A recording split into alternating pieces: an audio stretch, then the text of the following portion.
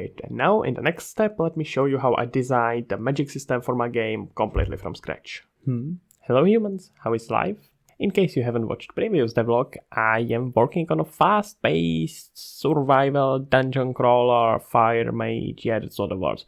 Basically dungeon crawler where you use a lot of magic and it's supposed to look really cool. Anyway, if you wanna catch up, link for the first devlog is somewhere here, but today we have to first of all talk about the problem that I was trying to solve last time, and that was deciding between having the game in first person or third person mode. There are some advantages for both of them, but I decided if I don't have to choose, why would I do that? So right now when you start the game, you are in FPS mode, just walking around, shooting fireballs as you usually do when you are walking around. But if you press a right click and hold it for a bit, it will switch into third person mode, play montage animation, and once you let it go, it will teleport you.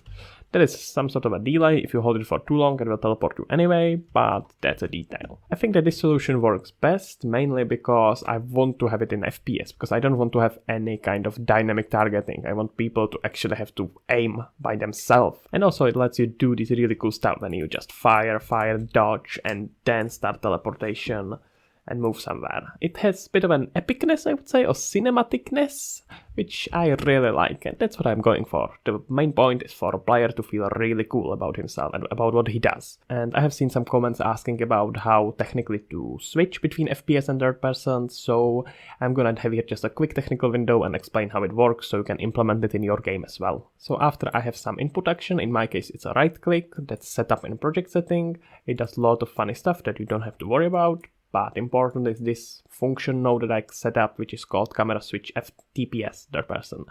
So if I double click on it, oh, it's actually not a function, it's custom event. Nevertheless, it's the same thing. How it is all handled is just with a simple timeline that if you open it, it's just going from 250 value to 0. You could also set up with timer or on event tick, that doesn't matter. You just need something that will handle transition from one number to other number as smoothly as possible. And for that, usually timeline is the best. So depending on what exactly you need. It can be a bit more expensive than timer, but that doesn't really matter in this case that much.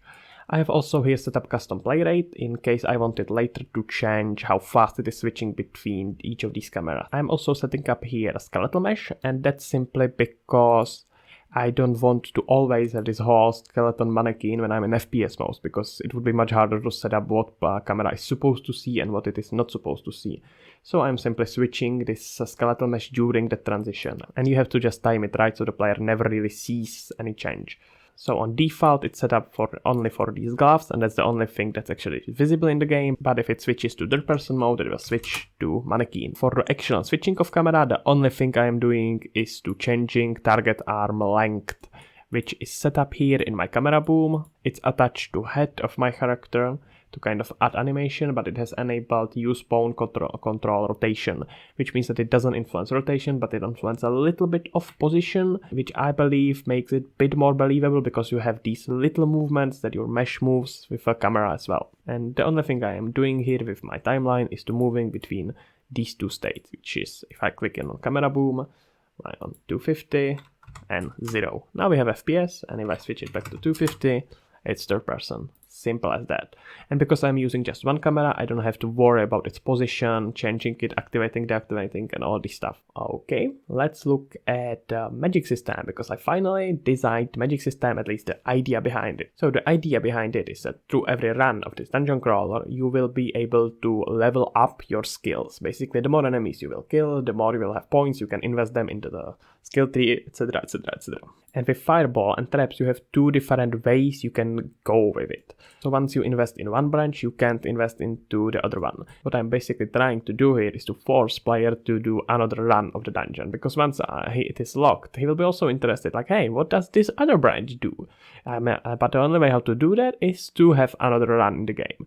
And then you can also get into combination of different branches. So let's say that you are gonna use this thingy in combination with this thingy, but in the next round you can use this thingy with combination of this thingy, blah blah blah. That's a lot of thingies. So in case of fireball, there are two modes that you can go in. First one is sort of a shotgun thingy, where you shoot more projectiles at the same time, but the longer they are alive, the weaker it's the damage. So let's say that it will fly only for like 10 meters and then it will disappear. But the other round is to have it as a sniper style. I'm not sure how I'm gonna call it. And then you basically shoot just one fireball, but it will live forever, and the longer it will fly, the higher will be the damage. And then you can of course expand on it. I would like to add here even more branches to make it more interesting, but we will see about that. I hopefully will have time for it. So just with a shotgun, you can add that more multiple fireballs, and much more than just like 4 that you shoot there. Then of course I would like to have that explosion when it's hit something. So let's say it throws enemies somewhere back. Lower spread as with a shotgun, longer range, so it will actually survive longer, etc, etc.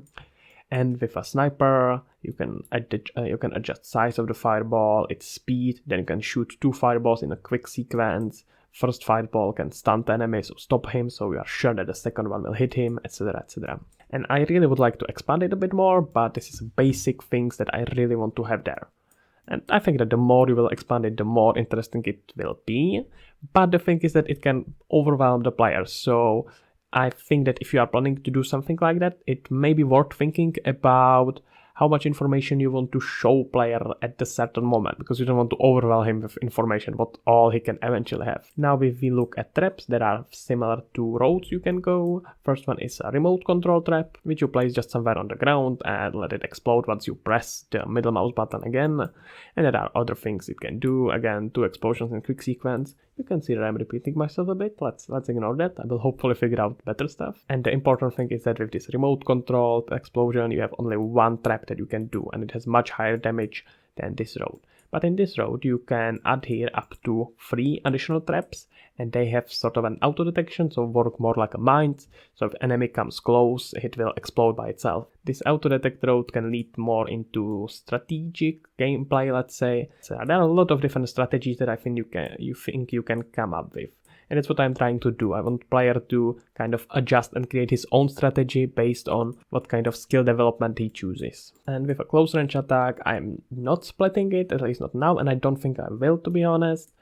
But the possibilities here are that one is more of a controlling of the space of the enemy, where you just push him away after hitting him, start burning damage, etc, etc. Could work really interestingly with a shotgun.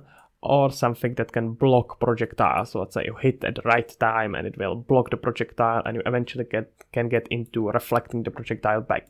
That in comparison can work really well with being a sniper. But I can also see if you want to play something really fast and you believe that you have fast enough reflexes, you can combine this with using a shotgun as well. As I said, I will hopefully have time to expand it later, but these are basics of the magic system that I'm gonna use. And now let's also see it in the game. So if I left click, you can just shoot some fireballs. With a right click, I teleport. Then if I press the middle mouse button, I can put trap anywhere. It's still there, blah blah blah. And if I press, I believe it's F, yeah, it will do this melee attack. I'm trying to use as little input methods as possible because I want it to be as intuitive as possible. And usually the less keys you have to use, the easier it is for players to kinda get it quickly in their head and just use it without thinking, which is what I'm aiming for, obviously. Alright, that's about it. I hope that it was entertaining and at least a bit educational for you.